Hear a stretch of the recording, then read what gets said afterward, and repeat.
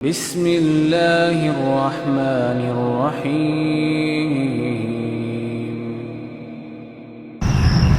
بسم اللہ والصلاۃ والسلام علی رسول اللہ، اما بعد۔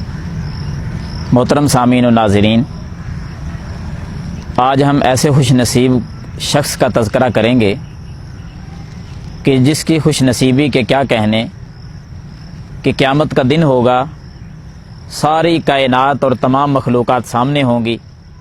اس کیفیت کے اندر اللہ رب العالمین اس خوش نصیب کو ایک ایسا انعام دیں گے، ایسی نعمت اس پر کریں گے کہ اللہ تعالیٰ اس بندے کو راضی کر دیں گے، وہ خوش ہو جائے گا۔ وہ کون سا خوش نصیب ہے کہ جس کو قیامت والے دن اللہ تعالیٰ خوش کر دیں گے، راضی کر دیں گے؟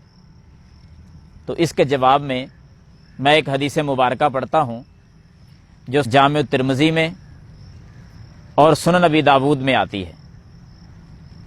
چند کلمات ہیں جو انسان ان کلمات کو اپنی زندگی میں 3 مرتبہ صبح کو پڑھے اور 3 مرتبہ شام کو پڑھے، یہ وہ خوش نصیب ہے جس کو اللہ تعالیٰ قیامت کے دن راضی کر دیں گے۔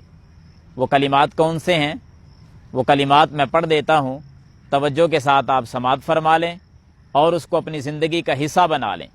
کلمات یہ ہیں: رضیت باللہ ربا وبالاسلام دینا وبمحمد نبیا۔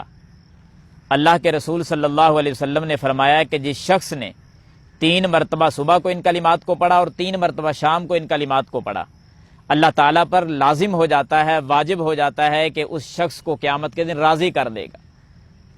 تو کیا خوش نصیبی اس انسان کی کہ جس کو اللہ قیامت کے دن راضی کر دے۔ اسے اور کیا چاہیے؟ جب اللہ راضی کرے گا تو جہنم سے بچا لے گا اور جنت کا داخلہ عطا فرمائے گا۔